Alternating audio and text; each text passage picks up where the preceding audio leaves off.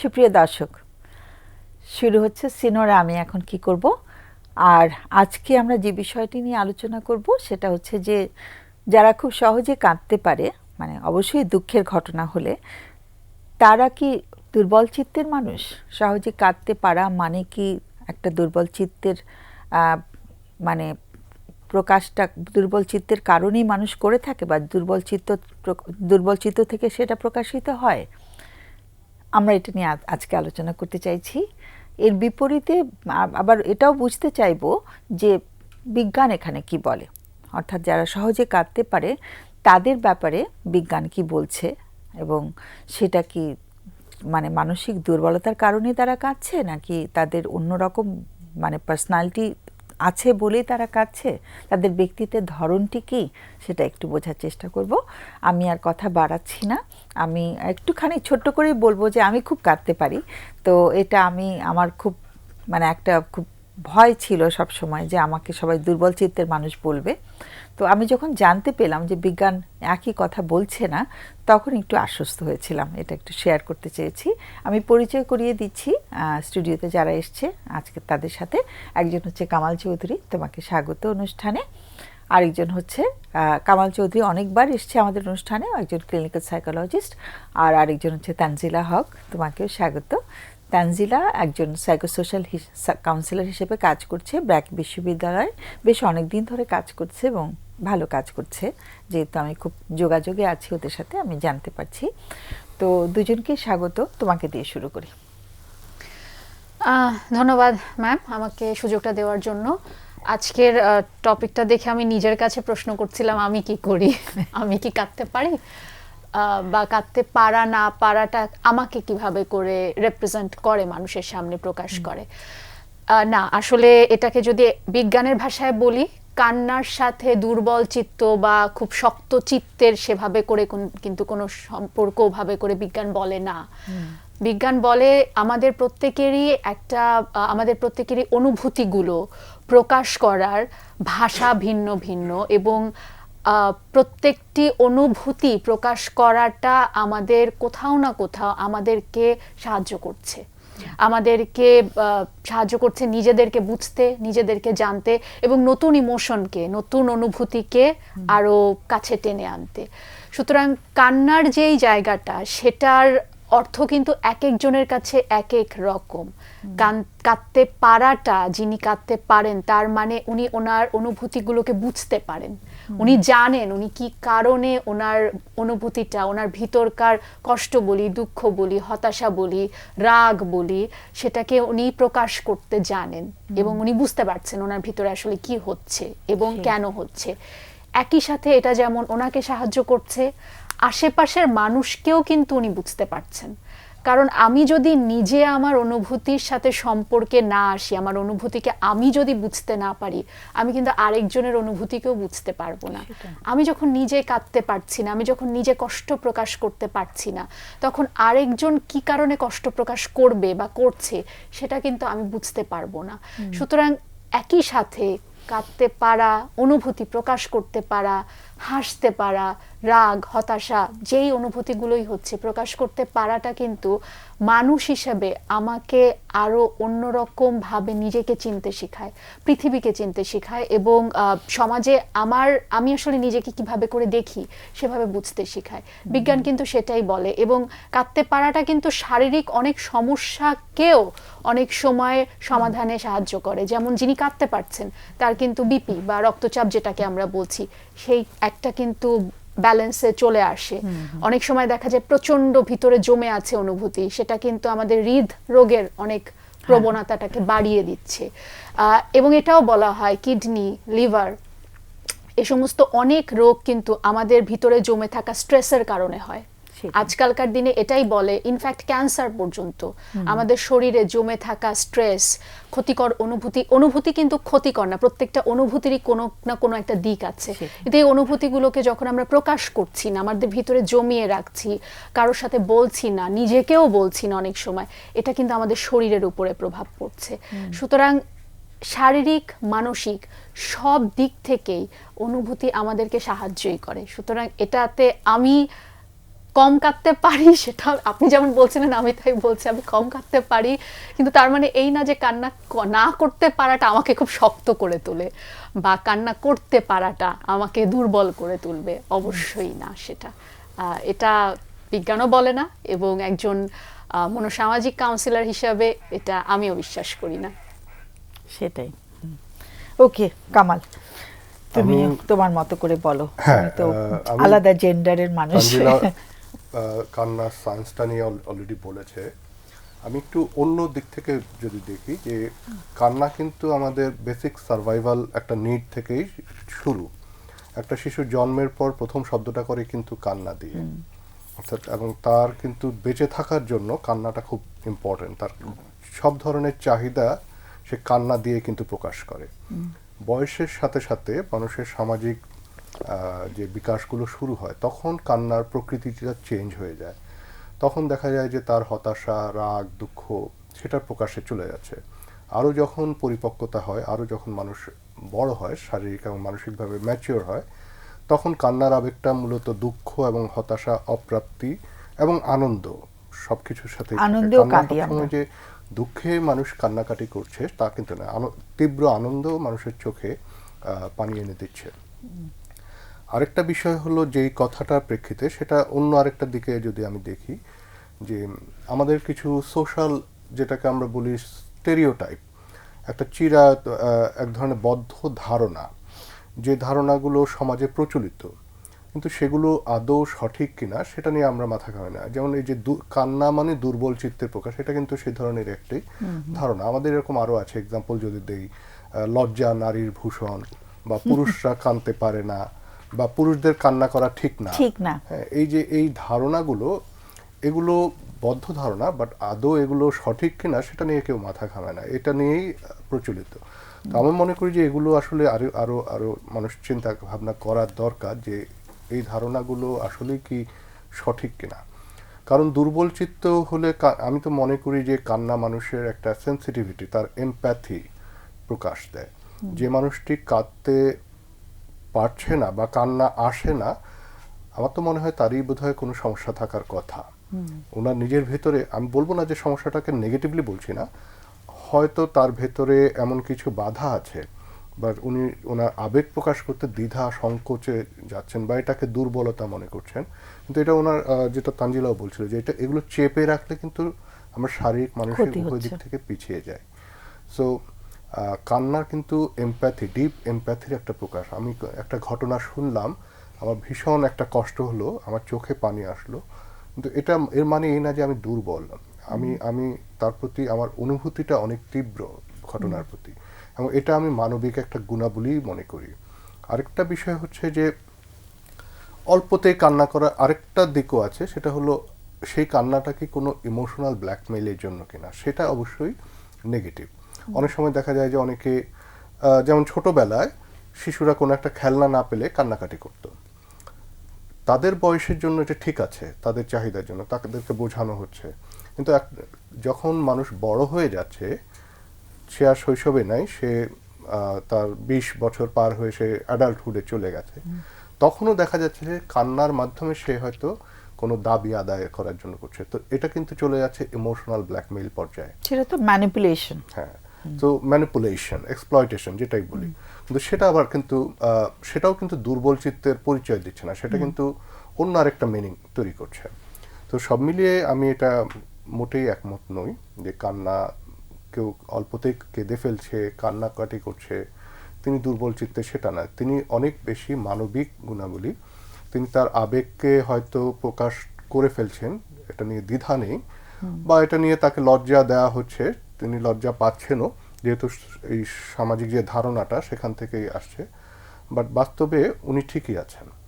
বিশেষ করে ছেলেরা কাঁদলে খুব সমাজ ইতিবাচক ভাবে দেখে, যে পুরুষরা কাঁদবে না, ছোটবেলা থেকেই কিন্তু এই সামাজিকরণটা হয় যে তুমি তো ছেলে, তোমার কান্নাকাটি করা ঠিক না, তোমার বোন কাঁদছে, ঠিক আছে, ছেলেরা কাঁদবে না, মেয়েরা কাঁদবে, এটাও একটা মানে সামাজিক একটা ধারণা, যেটা চাপিয়ে দেওয়া। সো আমি বলবো যে নারী এবং পুরুষ উভয়ের ক্ষেত্রেই কান্নাটা যেমন নারীত্বের পরিচয় দেয় না, বা না কান্না করাটাও পৌরুষত্বেরও পরিচয় হতে পারে না, এটা মানবিক একটা গুণাবলী।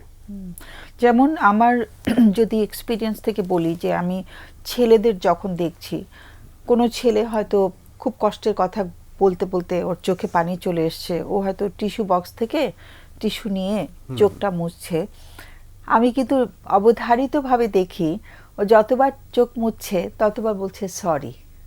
ও কাকে সরি বলছে? ও কি নিজেকে সরি বলছে, নাকি আমি যে সামনে বসে আছি আমাকে সরি বলছে? অনেক সময় ম্যাডাম সরিও বলছে। তো এই যে মানে আমি ছেলে, কোনো মেয়ে কিন্তু সরি বলেনি আজ পর্যন্ত, আমি ছেলেদের মুখে এটা শুনেছি যে চোখ মুছতে মুছতে সরি বলছে। মানে বিশেষ করে আমি যখন চাইল্ডহুড এক্সপিরিয়েন্সগুলো জিজ্ঞেস করি বা এক্সপ্লোর করি, তখন অনেক সময় চাইল্ডহুডের কিছু কষ্ট আবার তারা ওই কষ্টের সাথে একাত্ম হয়ে যায়। ওটা বলতে গিয়ে হয়তো চোখ ছলছল করছে, অনেক সময় দু ফোঁটা পানিও হয়তো পড়ছে, কিন্তু চোখ মুছতে গিয়ে ভীষণ লজ্জা পাচ্ছে এবং আমাকে সরি সরি বলছে। তখন আমি খুব মানে সুন্দরভাবে চেষ্টা করি ওকে বলতে যে তোমার তোমার তো অধিকার আছে কাঁদার, তোমার কান্না পাচ্ছে, তুমি কেন বন্ধ করে রাখবে?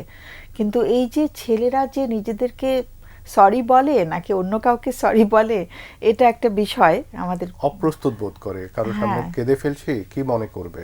হ্যাঁ, আমি আমি ছেলে, আমার তো কাদা ঠিক হয়নি, তাও আমি কেঁদে ফেললাম।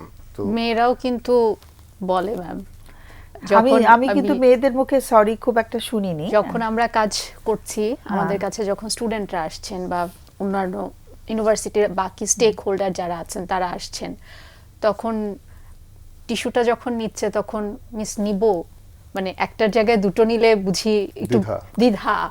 এবং আমি অনেককে বলছি, আমি খুবই মানে আজকে প্রথমবার আপনার সামনে বসে আমি প্রথম দিনই এত কান্নাকাটি করছি। মানে ছেলে মেয়ে আমি উভয় ক্ষেত্রেই দেখেছি যে এই একটা দ্বিধা কাজ করে।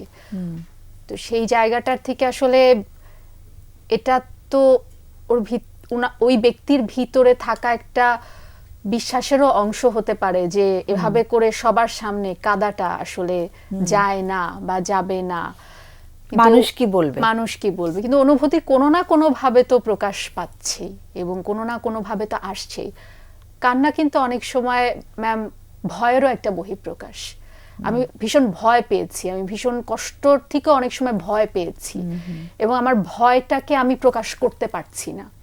আমি এত ভয় পেয়েছি, ভয়ে কাঁদি, ভয়ে কাঁদছি, আমি ভয় পেয়েছি, আমি ভয়টাকে প্রকাশ করতে পারছি না। তখন দেখা যাচ্ছে আমার চোখ দিয়ে টপ টপ করে পানি পড়ছে। যখন আমরা ক্লাসে যখন দেখি যে ওদেরকে একটা প্রশ্ন করেছি, এখন উত্তরটা দিতে এতগুলো মানুষের সামনে ভয় পেয়েছে, একে তো প্রশ্ন করা হয়েছে, সেটার একটা অপ্রস্তুত ব্যাপার। তারপরে যখন উত্তরটা দিতে পারছে না, প্রকাশ বেশি না, ভয়ের চেয়ে লজ্জা না ওটা? যদি নাম্বারের ব্যাপার থাকে সেখানে মনে হয় ভয়ের ব্যাপারও চলে আসে। অনেক সময় ভয়েও কিন্তু আমরা কাঁদি এবং অনেক সময় রাগেও কাঁদি, ভিতরে ভীষণ রাগ, আমি রাগটা প্রকাশ করতে পারছি না, আমি কেঁদে ফেলছি। সবই ওই শৈশবের ইনস্টিংক্ট, সবকিছুই। একটি শিশু যখন কাঁদে, সে যখন মাকে কাছে পায় না, ভয়, সেখান থেকে কাঁদে। তার যখন খিদে হয়, শারীরিক যন্ত্রণা, সেখান থেকে সে কাঁদছে। সে যখন তাকে কেউ, মানে শিশুদের আবেগগুলো তো খুব প্রিমিটিভ, রাগ, দুঃখ, ভয়, এগুলো তো প্রতিটি ক্ষেত্রে তার রিয়াকশন কিন্তু কান্না।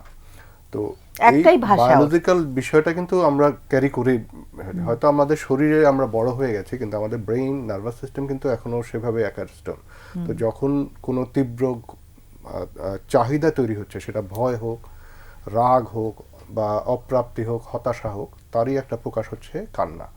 কিন্তু সামাজিকরণের চাপে, সামাজিকতার চাপে আমরা পুরুষরা এবং নারীদের মধ্যে রোলের একটু পার্থক্য হয়ে যায়। পুরুষরা তখন মনে করে যে না, কাঁদবো না, চেপে রাখতে হবে।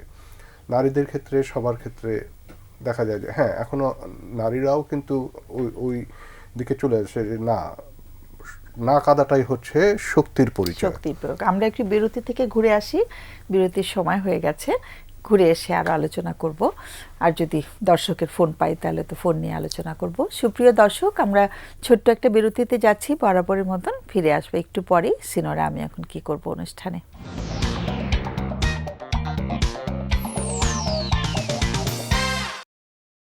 সুপ্রিয় দর্শক, ফিরে এলাম বিরতির পর। আমরা আছি আমি এখন কি করব অনুষ্ঠানে। আর আমরা সিনোরার সৌজন্যে করছি প্রোগ্রামটা। আমাদের বিরতির আগে আমাদের ফোন আসেনি, কোনো দর্শকের ফোন পাইনি। আর আমরা যে বিষয় নিয়ে আলোচনা শুরু করেছিলাম সেটা হচ্ছে যে যারা সহজে কেঁদে ফেলে বা কাঁদতে পারে তারা কি দুর্বল চিত্তের মানুষ কিনা, এবং বিজ্ঞান সে ব্যাপারে কি বলে, বৈজ্ঞানিক যে গবেষণা হয়েছে বা বৈজ্ঞানিক যে কর্মকাণ্ড হয়েছে সেটার ফলাফল হিসেবে আমরা কি পেয়েছি। আমরা কি তাদেরকে দুর্বল মনে করব যারা কাঁদতে পারে? এবং আসলে কান্নাটাও একটা দুর্বলতার লক্ষণ হিসেবেও কিন্তু আমাদের সমাজে একটা ধারণা আছে। তো সেখান থেকেই হয়তো সবাই মনে করে যে আমাদের যত কষ্টই হোক কান্না চেপে রাখতে হবে, কারণ আমি বড় হয়ে গেছি। তা আমাদের দুজন যে অতিথি আছে তাদের কাছ থেকে কিছু শুনেছি কথাবার্তা, আমি আবার তাদের কাছে ফেরত যাচ্ছি।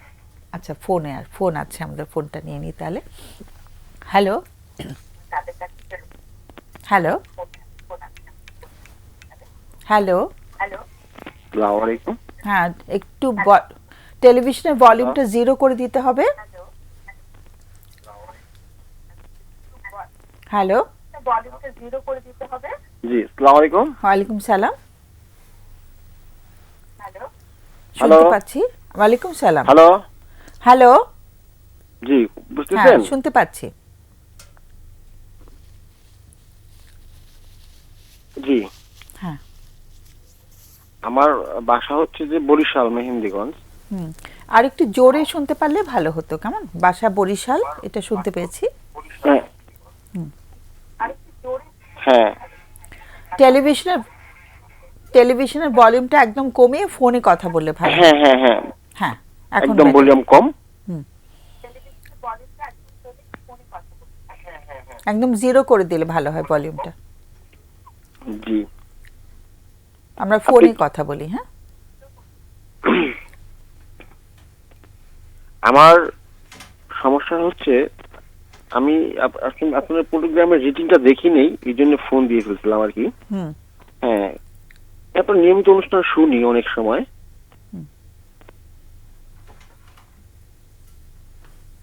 আপনার নিয়মিত অনুষ্ঠানগুলো আমি দেখি এবং শুনি। আচ্ছা, থ্যাংক ইউ। আমি দীর্ঘদিন ঢাকাতে অবস্থান করেছিলাম। হুম, আমার পারিবারিক ভাবে আমার স্বামী স্ত্রী ঢাকাতেই থাকতাম। হুম, হুম, আমরা সম্পর্ক করে বিয়ে করেছিলাম। আচ্ছা, এমন অবস্থায় আমি অনেকদিন ঢাকা থাকার পরে আমার ঢাকা ব্যবসা বাণিজ্য ছিল না, এই জন্য বাড়িতে চলে আসার সিদ্ধান্ত নিয়েছি।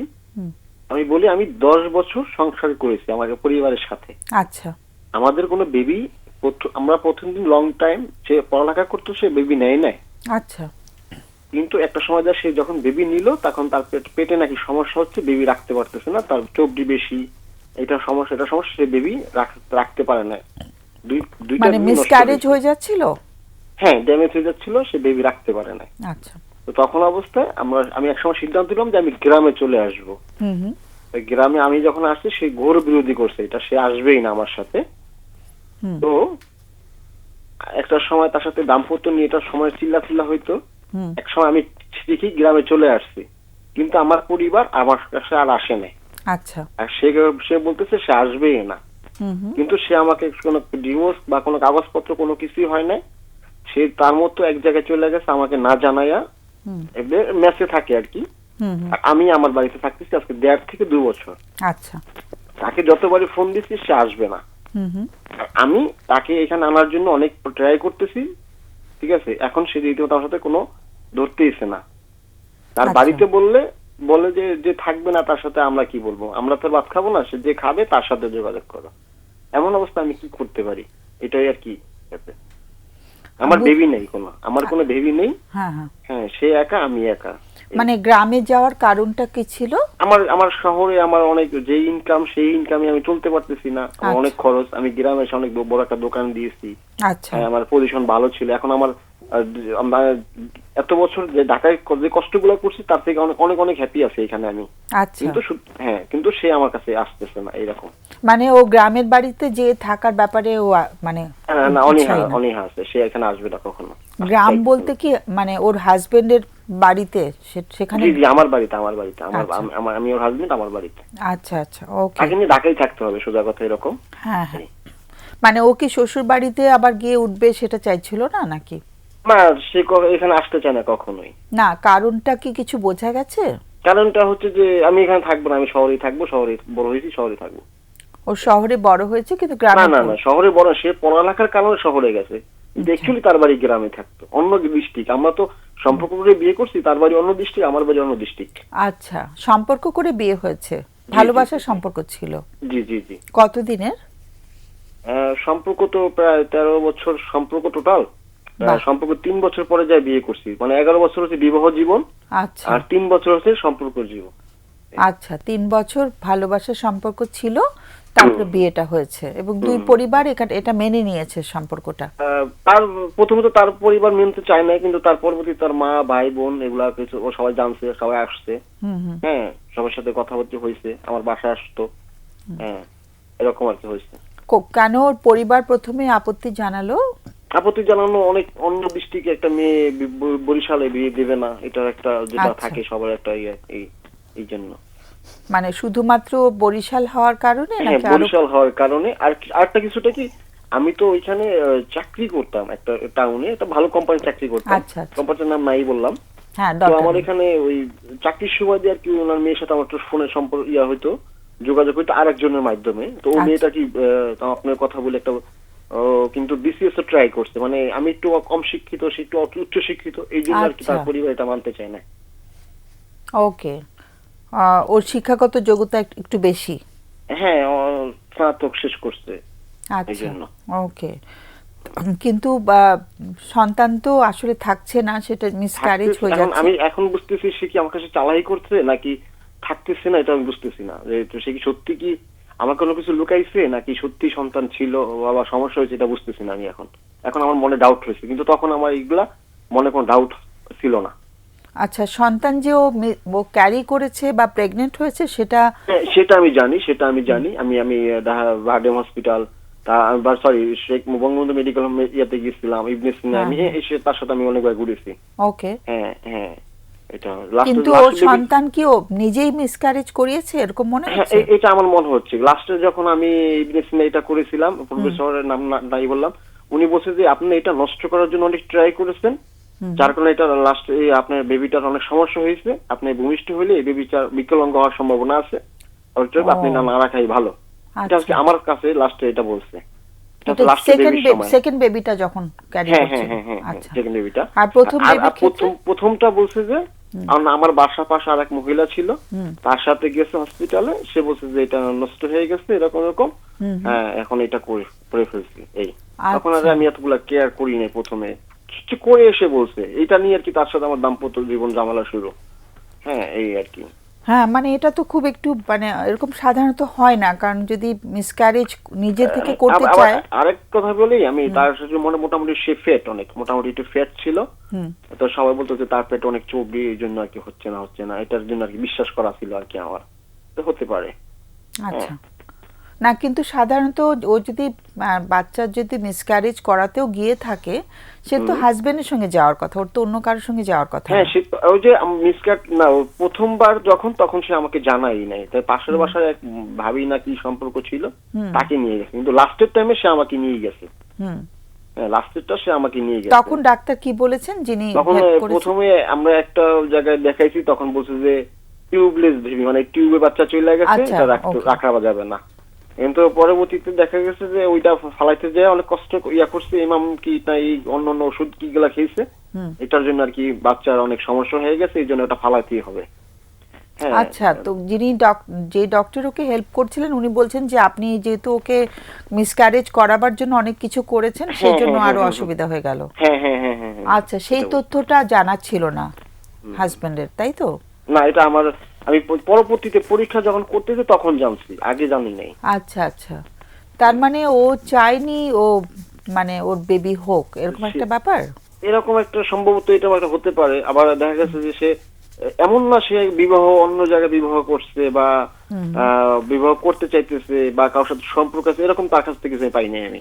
আচ্ছা, কিন্তু দুজনের এত লম্বা একটা সম্পর্কের পরে বিয়ে, তাহলে তো বন্ধুত্ব হওয়ার কথা ছিল, মানে ওর তো কথা লুকাবার কথা ছিল না। লুকাবার কথা ছিল না, কিন্তু সে তো আমার কাছে কখনো এরকম কিছু শেয়ার করে নাই। আর অ্যাকচুয়ালি কি, মানে লাস্টে কিছুদিন তার সাথে আমার সম্পর্ক অনেক খারাপ, মানে ব্যবহারের দিক দিয়ে অনেক খারাপ পর্যায়ে চলে গেছিল। মানে ঠিক মতো আমাকে কেয়ার করতো না, আমার কথা ভালো লাগতো না, একটা জিনিস হলে আর কি যেটা হয় আর কি সব ভালো কিন্তু ভালো লাগতেছে না, এরকম একটা ব্যাপার সে হয়ে আচ্ছা, যায়। কতদিন পর্যন্ত এটা লাস্ট এটা কতদিন? প্রায় 1 বছর তার সাথে আমার এরকম সমস্যা হইতেছিল। একটু বডি বনার অসুবিধা হচ্ছে? হ্যাঁ হ্যাঁ হ্যাঁ হ্যাঁ, ভালো হইলে ওটা খারাপ, খারাপ হইলে এটা এটাই ভালো, মানে এরকম আর কি একটা ব্যাপার ছিল। মানে অনেক বেশি বাকবিতণ্ডা হতো, ঝগড়াঝাটি হ্যাঁ হতো? হ্যাঁ হ্যাঁ হ্যাঁ হ্যাঁ হ্যাঁ হ্যাঁ। কখনো কি গায়ে হাত তোলাও হয়েছে? না, এরকম সচরাচর হয় নাই। আবার হয়েছে হয়তো বা, মানে যা চলে গেলাম এই এরকম ধাক্কাটাকে এরকম, কিন্তু অ্যাকচুয়ালি এরকম গুরুতর আঘাত বা গায়ে হাত তোলা এরকম কখনোই হয় নাই। আচ্ছা ঠিক আছে, বা আচ্ছা আমার কোনো ইয়ে হয়েছে, আমার কোনো ক্ষতি করতেছে এরকমও কিছু হয় নাই। ঠিক আচ্ছা আছে, আরেকটা কথা বলি, সে বেশ কিছুদিন আমার কাছ থেকে দূরে দূরে থাকতো, বলতে দূরে বলতে যে বাসার বাহিরে বা অন্য জায়গায় তা না, আমার সাথে সে আসতে চাইতেছিল না। মানে ও শারীরিক সম্পর্কে যেতে চাইতো হ্যাঁ না? হ্যাঁ হ্যাঁ, হুম। এগুলো সে আমার সাথে কখনো ইয়ে করতে চাইতেছিল না, বেশ কিছুদিন বাবদ। কতদিন ধরে, মানে চলে যাবার কতদিন আগে থেকে এটা করছিল? সবকিছু মিলে সম্ভবত চলে যাওয়ার আগে 1 বছর পর্যন্ত আমার ঝগড়াঝাটি হয়, কিন্তু স্বাভাবিক ব্যাপারগুলা প্রায় সম্ভবত 6 মাস আগে থেকে সেগুলা একটু ইগনোর করতেছিল, যে না না ভালো লাগতেছে না, ভালো লাগতেছে না, এরকম টাইপের। আচ্ছা আচ্ছা, অনীহা প্রকাশ করছিল হ্যাঁ ভীষণভাবে? হ্যাঁ হ্যাঁ হ্যাঁ, অজুহাত দেখা যায়, বিভিন্ন অজুহাত দেখা যায় আর কি এরকম। সেটা নিয়েও কি একটু ঝগড়াঝাটি হয়েছে? যেহেতু না, আমি ওটা ঝগড়াঝাটি করি নাই, এটা আমি একসময় জিত করে এসেছি যে যা যা দরকার নেই, এরকম একটা নিজে একটা মনে জিত ছিল, যা আচ্ছা দরকার নেই, এরকম একটা আমার একটা সময় যা বিরক্ত লাগতো আর কি। হ্যাঁ হ্যাঁ, প্রতিদিন একটা সাফার করতে করতে। সেটাই, মানে একটা তিক্ততা চলে এসেছিল হ্যাঁ সম্পর্কে। হ্যাঁ হ্যাঁ হ্যাঁ হ্যাঁ হ্যাঁ হ্যাঁ, এরকম। ওকে, তো আজকে প্রশ্নটা কি আমাদের কাছে? না, আমি তো আপনার প্রোগ্রামের রিডিংটা দেখি নাই, এই জন্য ফোন দিয়ে ফেলেছিলাম। না না, দ্যাটস অল রাইট, কিন্তু আজকে আমাদের কাছে প্রশ্নটা কি? আমি এখন কি করতে পারি, মানে সে তো আমাকে চাচ্ছে না, আমি তাকে চাইতেছি কিন্তু সে আসতেছে না, এখন আমি কি করতে পারি? আচ্ছা, মানে সে যে আসবে না সেটার কোনো ইঙ্গিত কি পাওয়া গেছে? হ্যাঁ, অনেকবার বলেছে যে তো তুমি চলে গেছো, ঝগড়া নাই, কাজ নাই, কিছু নাই, তুমি চলে গেছো, তুমি বিয়ে শাদী করো, আমি আমার মতো চলে আসছি, আমি আমার মতো থাকি। কিন্তু মাঝখানে যে কাগজপত্র যা আছে এগুলা কোনো কিছু নাই, মানে সবকিছু ওর কাছে, আমার কাছে কোনো কিছু নেই। বিয়ের কাবিন টাবিন কিছু নেই? সবকিছু ওর কাছে, কাগজপত্র যা আছে এটা সব ওর কাছে। আচ্ছা, ওটা কপি বের করা যায় না? আমার তো একটা ডকুমেন্ট লাগে, প্রথম অবস্থা আমার কাছে টোকেন থাকে, ওটা নিয়ে আর কি করা যায়, কিন্তু আমার কাছে ওটা নেই, এটার জন্য তো সমস্যা হচ্ছে। ওকে, হ্যাঁ, তাহলে তো একটু অসুবিধা হওয়ার কথা। একটু লাইনে হ্যাঁ। থাকতে হবে, আমাদের অতিথিদের কোনো প্রশ্ন থাকতে পারে, একটু লাইনে থাকলে ভালো হয়। কামাল, প্রশ্ন আছে? আমার একটা প্রশ্ন, আমার জাস্ট একটু কৌতূহল হচ্ছে, আপনি বলছেন যে উনি গ্রামে আসতে চাচ্ছেন না, বিষয়টা কি তাই, নাকি উনি আপনার সাথে সংসার করতে চাচ্ছেন না, কোনটা? যদি দুটো কিন্তু আলাদা, একটা হতে পারে যে উনি গ্রামে আসতে চাচ্ছেন না কিন্তু উনি চাচ্ছেন আপনি ওনার সাথে গিয়ে থাকেন। আমি যখন বাড়িতে আসছিলাম প্রথমে, তখন আমি তাকে অনেকবার বলেছি আমরা এখানে থাকবো না, চলে যাচ্ছ, সে সব সময় বলছে যাবে না যাবে না যাবে না, সে ঢাকায় থাকলে আমার সাথে থাকবে এই কথাটাও বলছে, কিন্তু লাস্ট যখন আমি চলেই আসছিলাম জিত করে যে আমি থাকবোই না, তখন সে বলছে ঢাকা গেল সে আমার সাথে থাকবে না। আচ্ছা, তার মানে এখন বিষয়টা হলো এখন বিষয়টা হচ্ছে সে আমার সাথে থাকতেই চাচ্ছে না। আমি তাকে বারবার বলছি তাহলে কি আমি যে গ্রামে যে ব্যবসা বাণিজ্য করতেছি, আমি কি সব 4-5 লক্ষ টাকা বিক্রি করে তোমার কাছে শহরে চলে আসবো? এখন আসে লাভ কি? এই টাইপের, আমি তখন থাকতেছি না, এই টাইপের কথা হচ্ছে। তার মানে আমরা যেটা বুঝতে পারছি যে উনি আপনার সাথে এই মুহূর্তে একসাথে থাকতে না না না চাচ্ছেন না। থাকতে এটা চাচ্ছি না। গ্রামের বিষয় না, কারণ আপনি আবার বলছেন যে আপনি এখন শহরের থেকে গ্রামে আর্থিকভাবে ভালো আর আছেন। আমি একটা কথা বলি, আমার তার সাথে কিন্তু সম্পর্কটা কিন্তু আমার প্রায় 1.5 বছর গ্যাপ। তার সাথে আমার প্রায় 2 বছর মতো হয়ে গেছে, তাকে আমি দেখি না, সে আমাকে দেখে না, বুঝছেন? আমি তার বাসার সামনে গেছি, সে যেখানে থাকে সেই ঠিকানা নিয়ে গেছি, তাকে অনেকবার ফোন ওনার সাথে করছি। আপনার বয়সের ব্যবধান কত? 6 বছর, আমার 36 ওনার 30।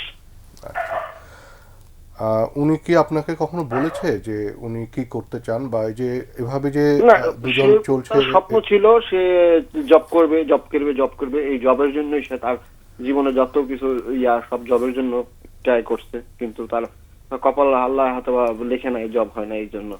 না, এই যে এই সম্পর্কটা যে এভাবে আছে, যে একটা বিশাল গ্যাপ, আপনারা একজন আরেকজনকে 1.5 বছর ধরে দেখছেন না, কিন্তু এটার ভবিষ্যৎ কোথায়? আপনি কি কখনো ওনার সাথে আলাপ করেছেন যে আপনার ভবিষ্যৎ বা ওনার ভবিষ্যৎটা কি? সে বলতেছে তুমি চলে গেছো, তুমি তোমার মতো থাকো, আমি চলে আসছি আমার মতো থাকো, কিন্তু বাকি যে আদার্স যে কাজগুলা, হ্যাঁ সেইগুলা কোনো কিছুই করতেছে না, যেখানে কিছু লাগবে না, শরীয়ত বিতাবে হয়ে গেছে, মানে এরকম টাইপের কথাবার্তা। আচ্ছা, জি, ঠিক আছে। কোনো প্রশ্ন নেই। আচ্ছা, কতদিন অপেক্ষা করার মানে সম্ভব হবে? মানে নিজের সাথে নিজের একটা বোঝাপড়া হয় না আমাদের, সো এরকম কোনো বোঝাপড়া কি চলছে নিজের সাথে যে আমি তো আর কতদিন আসলে অপেক্ষা করবে?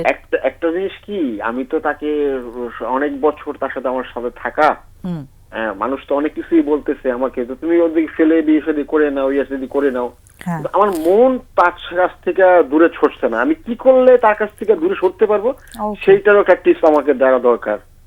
কিন্তু আমার প্রতিদিন প্রতি সময় সবসময় মন চায় যে আমি ওইখানে যাই, কিন্তু সে তো থাকতে চায় না, তাহলে কি করা যায়, এটাই আর কি জাস্ট জিজ্ঞাসা। তার সঙ্গে আমার- দেখা আমি- করা কি একদম সম্ভব না? হ্যাঁ, দেখা করা একদম সম্ভব না? সে তো আমার সাথে দেখা করতেছে না। আমি তো তার সাথে দেখা করার জন্য অনেক ট্রাই করেছি। আমি এই 1.5 বছরের ভিতরে আমি 70 দিন হয়তো ঢাকায় গেছি, 70 দিন হবে, যে 5 দিন পর যায় তার বাসার সামনে তাকে নক করতেছি, তো সে যেখানে থাকে ওখানে করতেছি। উপরে এলাও না, ওটা মহিলাদের মেস, ওইখানে কোনো পরিচয় চলে না। আচ্ছা, হ্যাঁ, এটা মেসে থাকে মহিলাদের, ওইখানে যাওয়া এলাও না, যাওয়া যায় না। হ্যাঁ, তার সাথে ফোনে কথা বলে যায় যে আমি আসতেছি, না আসার দরকার নেই, আবার যায় যে না যদি ফোন ধরে, মানে প্রায় 20 থেকে 30 বার মিনিমাম তার সবসময় ঘন্টা 2 বরিশাল থেকে শহরে গেছি, সদরঘাট সকালে নাই না তার বাসায় গেছি, আবার ওই 2 ঘন্টা দাঁড়া থেকে আবার বরিশাল চলে আসছি, এরকম হচ্ছে আমার কাজ। আমি 40 বার তার কাছে গিয়েছি এই পর্যন্ত, এখন শুধু দেখা হইলে যে ইয়া করে এই জন্য। আচ্ছা, একটা প্রশ্ন আছে অতিথির।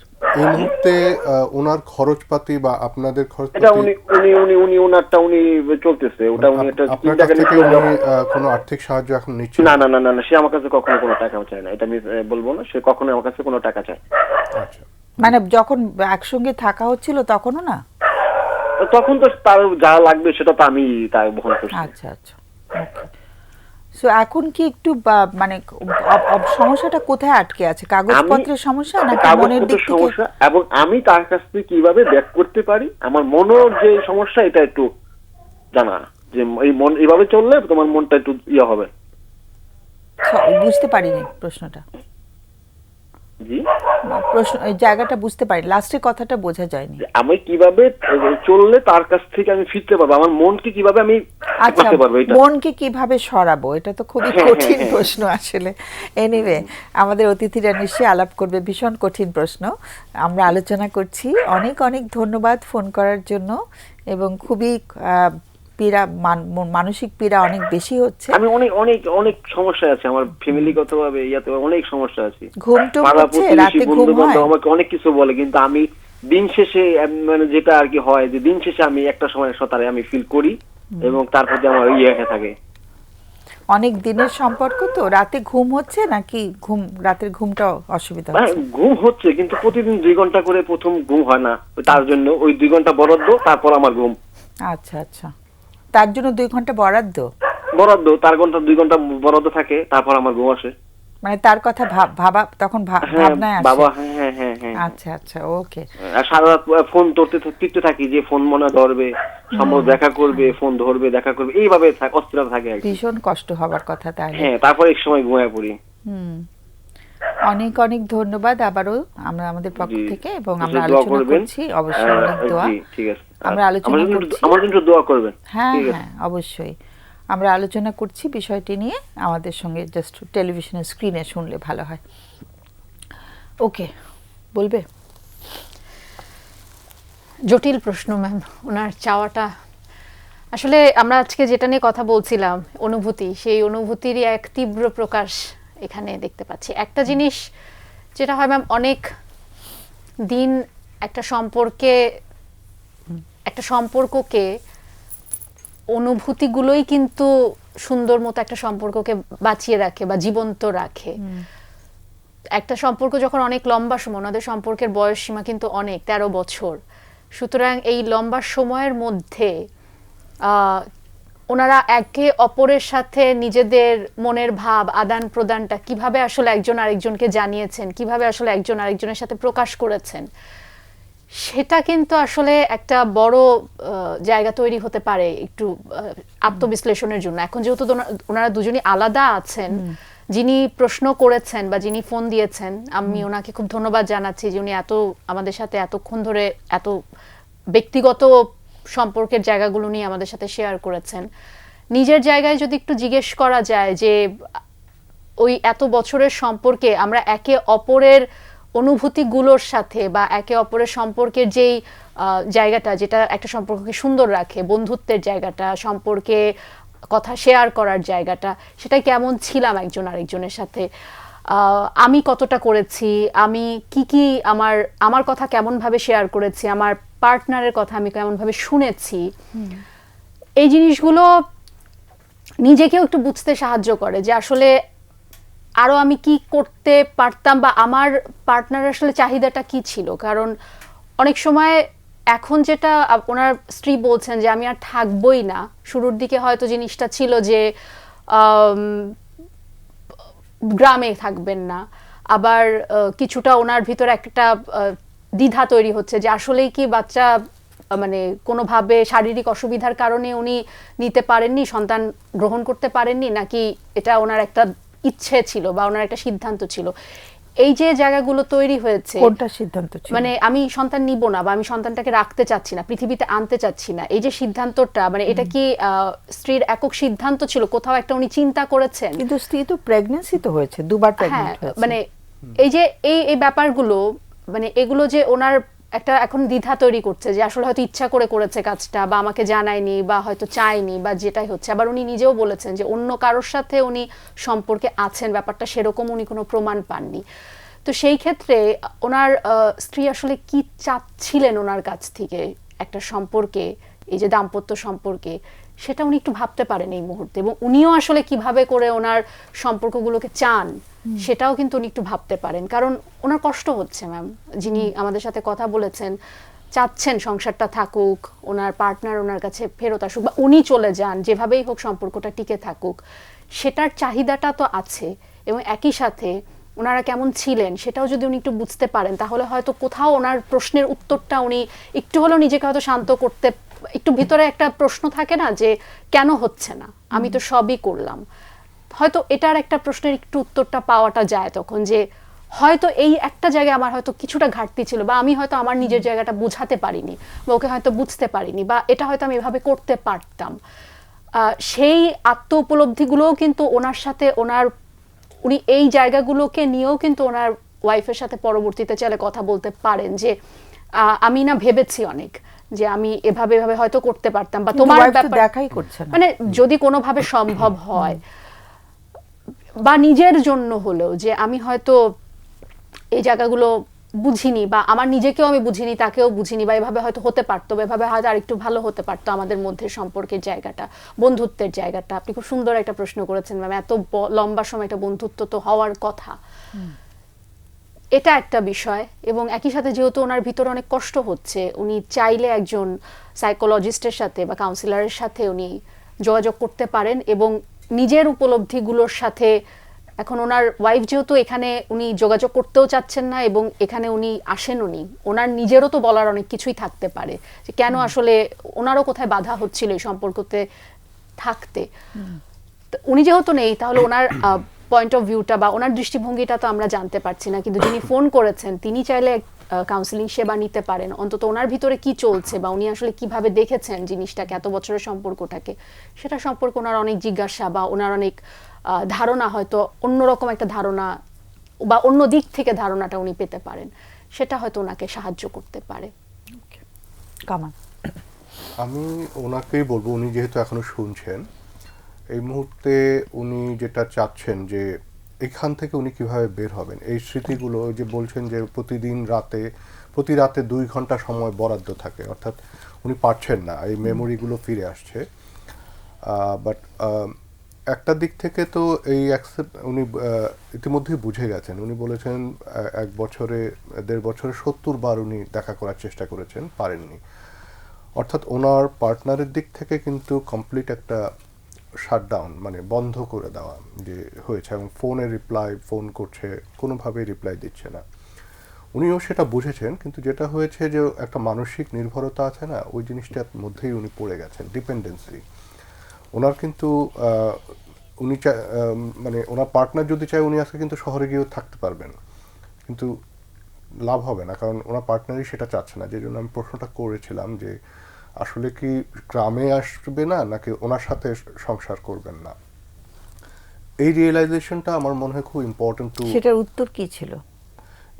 এটা পরে উনি বললেন যে না, ও আমার সাথেই সংসার করবে না, কারণ মানে উনি যদি এখন, মানে ভদ্রলোক যদি গ্রাম থেকে শহরে যান, যে আমি তো এখন চাইলে যেতে পারি, কিন্তু ও আমার সাথে দেখাই করে না, দেখাই করছে না, মানে আমি মানে তো কথা বলারই মন সুযোগ থেকেই পাচ্ছি না। বিদায় করে দিয়েছে এরকম একটা উনি ব্যাপার। যে কথা বলবে, একটা নেগোসিয়েশন করবে, ডায়ালগ করবে, সেই সুযোগটাই কিন্তু বন্ধ। আমরা আরেকটা বিষয় একটু বলবো, উনি যেহেতু শুনছেন, যে আমরা কিন্তু ওনার স্টোরিটাই শুনেছি। আপনি যেটা ফোন যিনি করেছেন, ওনার গল্পটাই শুনেছি, ওনার ওয়াইফের দিক থেকে আমরা শুনিনি। এখন যেটা হতে পারে যে ওনার ওয়াইফের নির্দিষ্ট বা একাধিক কোনো অভিযোগ থাকতে পারে, যেটা আমরা জানি না, এবং অভিযোগগুলো ওনার কাছে মনে হতে পারে অনেক অযৌক্তিক, অনেক ইরেশনাল, কোনো মানেই হয় না, বা আমি এত কিছু করেছি তারপরেও এইসব অভিযোগ মনে হতে পারে, কারণ ওনার মনে যে ওনার পার্টনারের প্রতি যে ভালোবাসা, সেই ভালোবাসাটা খুব প্রবল। তো কিন্তু বাস্তবতাটা বলছে ভিন্ন। উনি যে কারণেই হোক এখানে ওয়াইফ আর ওনার সাথে একসাথে থাকতে চাচ্ছেন না, সব রকমভাবেই বন্ধ করেছেন। তো এক্ষেত্রে উনি এই মানসিক বিড়ম্বনা, মানসিক কষ্ট, হতাশা, যন্ত্রণা থেকে মুক্তি পেতে তানজিলা ইতিমধ্যেই বলেছেন, কিন্তু আমি মনে করি যে এখানে একটা অ্যাকসেপ্টেন্সের দরকার আছে, যে কারণে উনি কতদিন অপেক্ষা করবেন, নিজেকে নিজে একটা ডেডলাইন দেওয়া। যে প্রশ্নটা আপনি করেছেন যে এভাবে আর কতদিন অপেক্ষা করবে। আর অপেক্ষা তো মানুষ তখনই করে যখন সেখানে একটা আশা থাকে। এখানে কি উনি কোনো আশা এখন আর দেখতে পাচ্ছেন? যদি এখানে কোনো আশা না থাকে, উনি যদি নিজে, জানি না, উনি নিজে চেষ্টা করেছেন যোগাযোগ করতে, সেটা সম্ভব হয়নি, কারো মাধ্যমে যোগাযোগ করে এখানে যদি একটা সিদ্ধান্তে আসা যায়, তাহলে দুপক্ষের জন্যই আমার মনে হয় ভালো। এই সিদ্ধান্তটা না আসলে উনি কিন্তু এখানে এক ধরনের মনে হবে যে আমি ঝুলে আছি, আমি অপেক্ষায় আছি, এবং এটা কাটাতে হলে অবশ্যই উনি নিজেও পারবেন, বাট হেল্প হয় যদি একজন সাইকোলজিস্টের সাথে উনি কথা বলেন। এবং কিভাবে এখান থেকে বের হয়ে আসতে পারবেন, উনি ওনার জীবনটাকে আবার নতুন করে কিভাবে সামনের দিকে নিয়ে যাবেন, এই যন্ত্রণা থেকে উনি কিভাবে দূরে থাকতে পারবেন, নিজেকে ভালো রাখতে পারবেন, অনেক উপায় আছে, অনেকভাবেই করা যায়। কিন্তু যেহেতু এখানে আমরা কাউন্সেলিং করি না, আমি সেগুলো এখানে বলছি না, কিন্তু এর বেশ কিছু বিষয় আছে যেগুলো উনি চর্চা করলে ধীরে ধীরে এই কষ্টগুলো, মানে কোনো টিপস কি দিতে চাও? আমরা যেটা বলি যে অনেক সময় যে আবেগের একটা নিয়ন্ত্রণ, ইমোশন রেগুলেশন, হ্যাঁ, যে এই যে ওনার ওয়াইফকে নিয়ে যে স্মৃতিগুলো আসছে, যে স্মৃতিগুলো পেইন দিচ্ছে, তো সেখানে বিকল্প কি করা যায়, সেগুলো কখন কখন স্মৃতিগুলো মনে পড়ছে, সেই সময়গুলোকে কিভাবে উনি ম্যানেজ করতে পারেন, কিভাবে স্মৃতিটা আসলে তখন উনি কি করতে পারেন। দেখা যাচ্ছে যে উনি বলছেন যে 2 ঘন্টা সময় ঘুমাতে লেগে যাচ্ছে, তার মানে একটা স্মৃতি যখন আসছে উনি নিশ্চয়ই একটা সাইকেলের মধ্যে যাচ্ছেন। তো সেই সাইকেলটাকে ব্রেক করা, এমন কিছু একটা করা যেটা ওই স্মৃতিটার সাথে ম্যাচ করবে না, অন্য কিছুতে ওনাকে ব্যস্ত করবে। আমরা এটাকে অনেক সময় বলি ডিস্ট্রাকশন। হ্যাঁ, ডিস্ট্রাকশন অনেক সময় সাইকোলজিক্যাল হতে পারে, অনেক সময় মানে মানসিকভাবে, আচরণগতভাবে বা শারীরিকভাবে হতে পারে। সো এটা ডিস্ট্রাকশন হচ্ছে ওই চিন্তা থেকে বেরিয়ে অন্য কোনো চিন্তাতে চলে যাওয়া। কারণ ওনার ভেতরে তো প্রশ্ন যে কেন ও আসছে না, কেন ও আসছে না। দেখেন, একটা উনি কিন্তু সন্দেহ কথাটাও বলেছে, কিন্তু তারপরও ওনার কিন্তু সন্দেহটা ছিল এই যে আমার স্ত্রী বোধহয় ইচ্ছে করেই মিসক্যারেজগুলো করাচ্ছে, এটা কিন্তু সন্দেহ, এটা কিন্তু উনি নিশ্চিত না। সো সন্দেহটা এই জন্যই এসেছে যেহেতু ওনার পার্টনারের কাছ থেকে উনি কমপ্লিট একটা অসহযোগিতা পেয়েছেন, তাই ওনার মনে হচ্ছে যে যেহেতু আমার সাথে সংসার করবে নাই ঠিক করেছে, তাই হয়তো সে এটা করেছে। এটা ঠিক হতেও পারে, নাও হতে পারে। তবে এখানে একটা বিষয় যে উনি কি এটা নিয়ে কি ওনার ওয়াইফকে কখনো প্রশ্ন করেছেন কিনা, কারণ যদি সে প্রশ্ন করে থাকে আর এটা যদি সত্যি না হয়, এটা কিন্তু ওনার ওয়াইফকে কিন্তু মানসিকভাবে দারুণ আঘাত দেবে যে তুমি ইচ্ছে করে করেছো কিনা। হ্যাঁ, কারণ একটা মিসক্যারেজ কিন্তু একজন নারীর মানসিকভাবে বিপর্যস্ত হবেই, খুবই স্বাভাবিক। সেখানে এই ধরনের একটা অভিযোগ যদি উনি পায়, এটা তোমার অবশ্যই ওনার হাজবেন্ডের প্রতি একটা নেগেটিভ ধারণা তৈরি হবে। তো এটা আমরা জানি না, কাজে আমরা এটা এটা বোধহয় ডাক্তারও বলেছে যে মিসক্যারেজ ডাক্তার করার বলেছে চেষ্টা যে করেছে বলেই মানে কিছু ক্ষতি করার চেষ্টা করেছে বলেই মিসক্যারেজটা হয়ে গেল। হতে পারে, যেহেতু উনি সন্দেহ করেছেন, নিশ্চয়ই কিছু কিছু বিষয় খেয়াল করেছেন। তো যাই হোক, আমি এটাই বলবো যে উনি এই সাইকেল থেকে বের হতে হলে ওনাকে অবশ্যই কিছু উদ্যোগ নিতে হবে, এবং প্রথম উদ্যোগটা উনি ইতিমধ্যে নিয়েছেন। উনি ফোন করেছেন, কথা বলেছেন। এরপরে আমরা বলবো যে আপনি প্রয়োজনে আরেকটু বরিশাল থেকে ঢাকায় আসতে খুব সহজেই আসতে পারবেন। এখানে চাইলে কাউন্সিলিং বা ঢাকা বিশ্ববিদ্যালয়ে যে দুটো সেন্টার আছে, 4 তলা 5 তলায়, ওখানে যেতে পারে। সেখানেও ভালো সেবার ব্যবস্থা আছে। সো এখানে যে ফোন নাম্বারগুলো দেওয়া হবে সেখান থেকেও উনি যোগাযোগ করে যেতে পারেন। তো উনি যদি আমি মনে করি কয়েকটা সেশন নেন এবং এই বিষয়গুলো কিভাবে উনি নিজে ওভারকাম করতে পারবেন, তাহলে ওনার জন্য এটা খুব ভালো হবে। আরেকটা আমার মনে হচ্ছে যে কোনো কারণে প্রশ্নটা করা হয়নি, কোনো কারণে কি নিজেকে ক্ষমা করতে পারছে না কিনা। অনেক সময় হয় না যে মানে একটা মনের কোণে একটা চিন্তা আসে যে আমি বোধহয় কিছু ভুল করে ফেলেছি, হ্যাঁ, আমি যথেষ্ট চেষ্টা করিনি, বা আমি যখন ও ছিল আমার কাছে তখন যথেষ্ট ওকে আদর যত্ন করা হয়নি। সো অনেক সময় হয় কি আমরা ওই সব কথা মনে করে আমরা কিন্তু খুব অপরাধ বোধে ভুগি। হ্যাঁ, অপরাধ বোধটা যখন খুব প্রচন্ড আকারে হয় তখন আমরা নিজেকে ক্ষমা করতে পারি না, মনে হয় যেন আমি দোষী হয়ে গেলাম। এই জায়গাটাতে আমার দায়টা অনেক, হয়তো নিজের দায়টা বড় করে দেখছে কিনা এটা আমাদের প্রশ্ন করা হয়নি। যদি সেরকম কোনো ব্যাপার হয়ে থাকে যে উনি নিজেকে ক্ষমা করতে পারছেন না কোনো কারণে, অতীতের ওই যে 2 ঘন্টা জেগে থাকছে, অতীতের অনেক কিছু তো মনে পড়ে যাচ্ছে। সো কেমন ছিল উনি, ওনার তরফ থেকে কি করেছেন, সেখানে আর অন্য কিছু করতে পারতেন কিনা, এই যে হিসেব নিকেশগুলো যখন আমরা করতে থাকি তখন আমাদের অনেক ব্রেনের এনার্জি কিন্তু ড্রেন আউট হয়ে যায়, ব্রেনটা তখন আর এনার্জিটা পরবর্তীতে পায় না। তো এটা কিন্তু ভীষণ একটা ড্রেনিং প্রসেস যদি আমরা নিজেকে ক্রমাগত দোষারোপ করতে থাকি।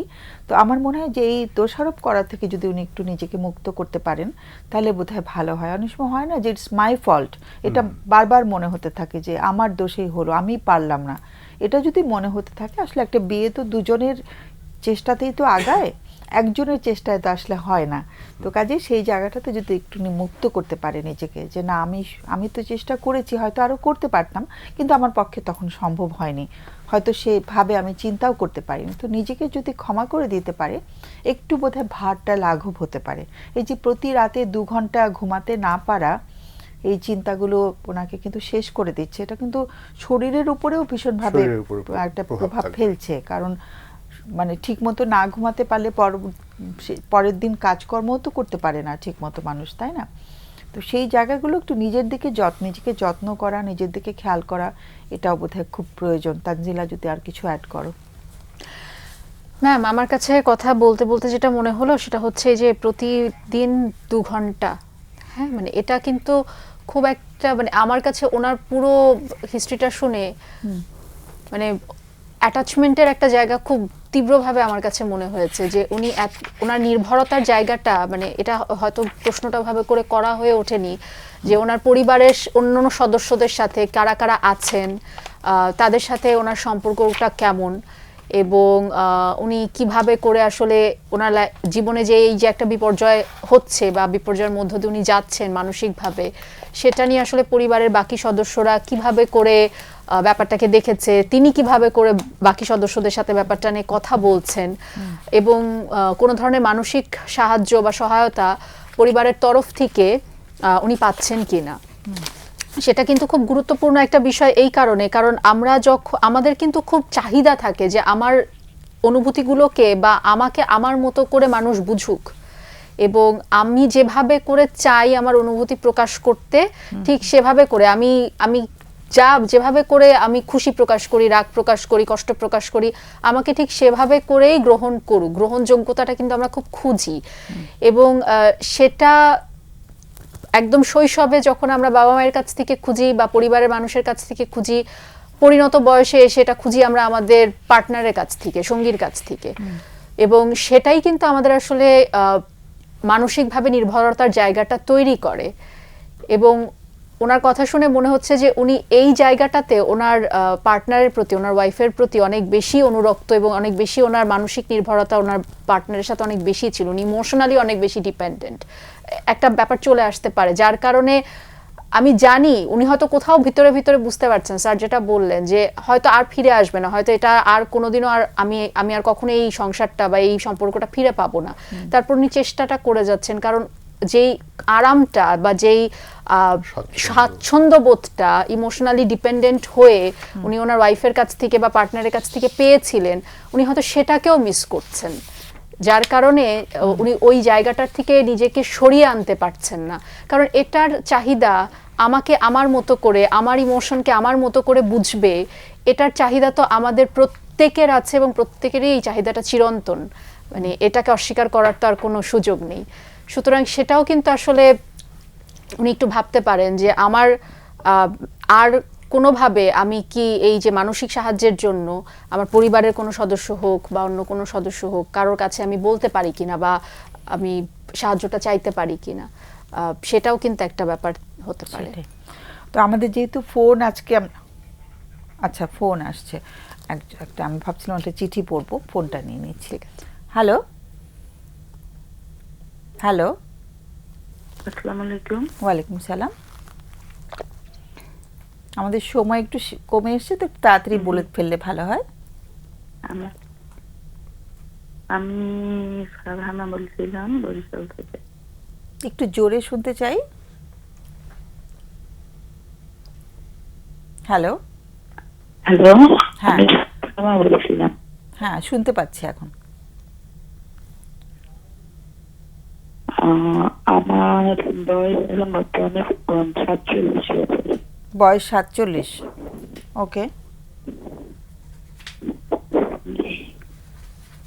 তো আমার প্রথম বিয়েতে হয়েছিল যখন আমার 28 বছর বয়স। বিয়ে হয়েছে কত বছরে? 28 বছরে। 28 বছর। 28 বছর। 28 বছর বয়সে বিয়ে হয়েছিল? জি। আচ্ছা, তারপর? জি। হ্যাঁ। তো বিয়েটা আমার অমতেই হয়েছিল। আমার আব্বা আম্মা আমাকে তারা দেখে শুনে দিয়েছিল, কিন্তু শুরুর দিক থেকেই তার সাথে আমার মনিমানা ছিল না। বিয়েতে মত ছিল না? আমি কনফিউজ করে ফেলি। হ্যাঁ।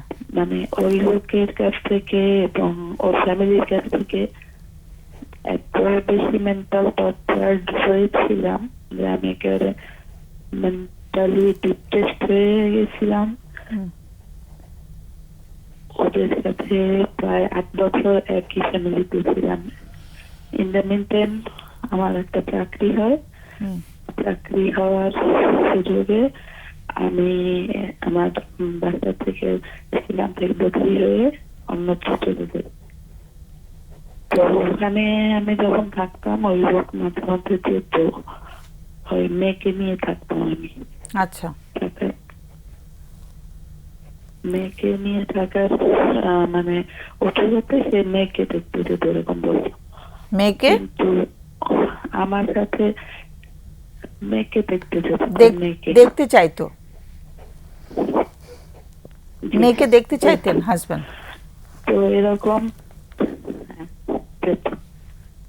এরকম টানাপোড়েনের মধ্যে আমি 2020 সালের সেপ্টেম্বরে ওই লোককে আমার থেকেই আমি ডিভোর্স দিই। মানে তুমি ডিভোর্স দিয়েছো তোমার পক্ষ থেকে? আমার আবার ট্রান্সফার হয়। ইন দ্য মিন টাইম 1 বছর লোকের সাথে আমার আলাদা পরিচয় হয়। তার সাথে আমার বিয়ে হয় আমার নিজের সিদ্ধান্তে পছন্দে 2022 সালে। তো এই লোকের সাথে যখন আমার কথা হয়, পরিচয় হয়, তখন তার সব দিকেই আমার মানে একদম মানবিক মানুষ মনে হয়েছিল। কিন্তু আফটার ম্যারেজ মানে এখন এমন একটা অবস্থায় গিয়ে পৌঁছেছে যে আমি না এই লোকের সাথে সম্পর্কটা কন্টিনিউ করতে পারতেছি, না তাকে ছেড়ে দিতে পারতেছি, এরকম অবস্থার মধ্যে পড়ে গেছি। মানে ওই লোকেরও আগের ফ্যামিলি আছে হুম, এবং এক ছেলে এক মেয়ে আছে। আচ্ছা, তো সে আমাকে যখন আলাপ পরিচয় তখন বলছি যে প্রথম স্ত্রীকে সে ডিভোর্স করবে, কিন্তু আপাতত সে ডিভোর্স করে নাই। বোঝা গেছে। সে বিভিন্ন অজুহাতে তার সাথে সম্পর্কটা চালিয়েছে। আমি তাকে তখনই সত্যের সঙ্গে কথা বলি, তখনই সে খুব অ্যাগ্রেসিভ।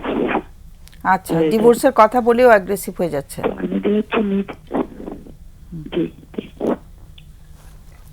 ওকে, আর আমি যেহেতু নিজের সিদ্ধান্তে বিয়েটা করেছিলাম, আমি এখন আমার বাবা মাকে বলতে নেই, আমার গার্ডিয়ান বলতে ভাই ভাবি ওনারা আছেন, কিন্তু যেহেতু নিজের সিদ্ধান্ত এটা করেছে তারা এই বিষয়টা আমাকেই দেখতে বলছে, তারা এ ব্যাপারে কোনো আমাকে হেল্প করতে পারবেন না, এটা বলে দিয়েছে।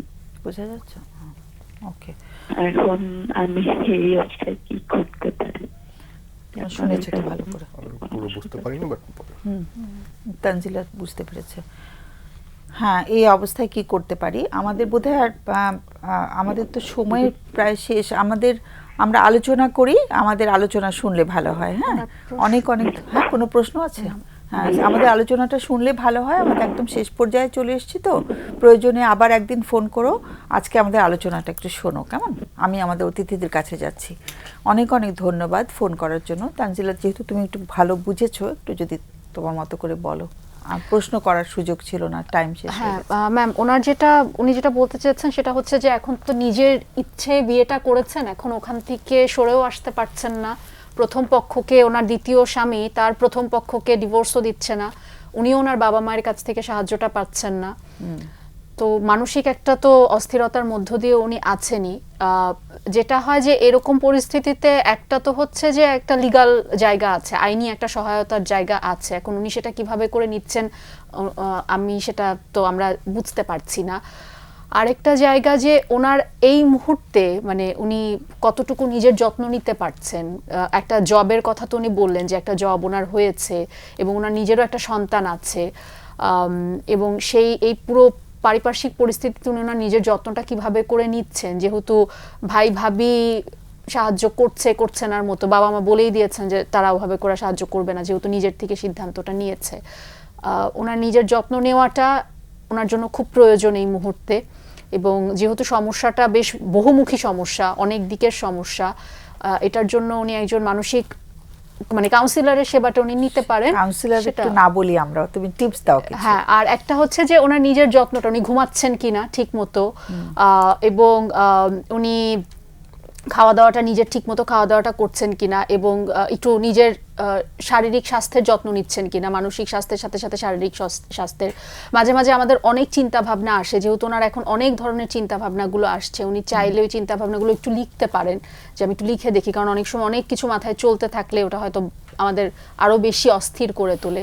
ওনার মেয়ের সাথে ওনার এই মুহূর্তে সম্পর্কটা কেমন সেটা আমরা ঠিক জেনে উঠতে পারলাম না, সেটা উঠে আসেনি ম্যাম, ওই প্রশ্নটা আর করা হয়ে ওঠেনি।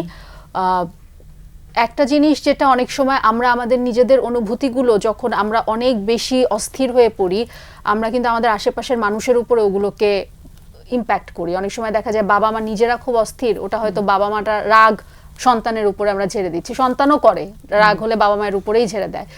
তো ওই জায়গাগুলো যেন উনি একটু সতর্ক থাকেন, কারণ সেটা কিন্তু ওনার সাথে ওনার সন্তানের সম্পর্কের উপর একটা প্রভাব পড়বে। এবং নিজেকেও যেন একটা গিল্ট ওনার ভিতরে আছে, কথার ভিতরে, যে আমি তো নিজের থেকে সিদ্ধান্ত নিয়েছি, এখন তো আমি একটা প্যাচের মধ্যে পড়ে গেলাম টাইপের। নিজেকে যেন একটু মানে অ্যালাউ করা, একটু ক্ষমা করতে পারা, বা একটু নিজেকে বোঝা যে আমি তো আমার মানে ভালো ভেবেই তো নিজের জন্য সবাই সিদ্ধান্তটা নেন। এখন সেটা যে পরবর্তীতে ওনাকে আরেকটা ধোকার মধ্যে পড়তে হবে সেটা নিশ্চয়ই আগের থেকে জানা ছিল না। সেই জায়গাটার থেকে যেন নিজেকে একটু ক্ষমা করা যায়, বা নিজেকে একটু বোঝা যায় যে আমি কাজটা কি আসলে ভুল, আমরা আসলে কেউ নিজের জন্য কোনো ভুল সিদ্ধান্ত কিন্তু নিজের জন্য কেউ সচরাচর আমরা নিব না। এই জায়গাগুলোকে নিয়ে যদি উনি একটু ভাবতে পারেন সেটা কিন্তু খুব প্রয়োজন এই মুহূর্তে, কারণ আমি যত নিজেকে অপরাধী ভাববো আমার জন্য রাস্তা তত আরো সংকুচিত হয়ে আসবে, আমি তত সাহায্য চাইতে সংকোচ বোধ করব, কারণ আমি যদি ধারণা করি যে আমি ভুল তাহলে আমি আর কার কাছ থেকে সাহায্য চাইবো। সুতরাং সেই জায়গাটা খুব গুরুত্বপূর্ণ এই মুহূর্তে, নিজেকে নিজের সাথে যত একাত্ম রাখা যায়। সেটাই একটু কঠিন অবশ্য, অবশ্যই কঠিন। হ্যাঁ, কামাল। আমি তানজিলার সাথে এটুকু অ্যাড করব যে উনি যে অবস্থার মধ্যে দিয়ে যাচ্ছে, দুটো বিষয় ইতিমধ্যে ও বলেছে। একটা হতে পারে কামাল যে একটু এক মিনিটের মধ্যে বলে দাও। শর্টে বলছে যে প্রথম বিয়েতে ওনার মত ছিল না, ওনার মত নিজের ইচ্ছের বিপক্ষে, আর দ্বিতীয়তে উনি নিজেই করেছেন কিন্তু সেখানে উনি মনে করছেন যে ঠিক হয়নি। তো একটা হলো অন্যকে দোষ দেওয়ার বিষয় আছে অথবা নিজেকে, আমি জানি না উনি কোনটা করছেন। যদি নিজেকে দোষ দেওয়ার বিষয় থাকে, তানজিলা যেটা বলেছে এটা অ্যাকসেপ্ট করে নেওয়া যে না, উনি যে মুহূর্তে ওনার যা দরকার সেটাই উনি করেছেন, এবং এই অ্যাকসেপ্টেন্সটা না হলে উনি কিন্তু বিষণ্ণ হবেন, হতাশ হবেন, মন খারাপ থাকবে। মানে ওনার সেটা voice- গ্রহণ করে নেওয়া, সিদ্ধান্তটাকে ওনার কথাটার গ্রহণ মধ্যেই করে কিন্তু সেরকম ছিল, খুব কষ্ট, পেইনের মধ্যে উনি আছেন। এটুকুই বলার। ঠিক আছে, আমাদের একেবারেই শেষ করতে হবে। দুজনকে অসংখ্য ধন্যবাদ। সুপ্রিয় দর্শক, আমাদের বিদায় ঘন্টা বেজে গেছে, একদম শেষ করতে হবে এখন।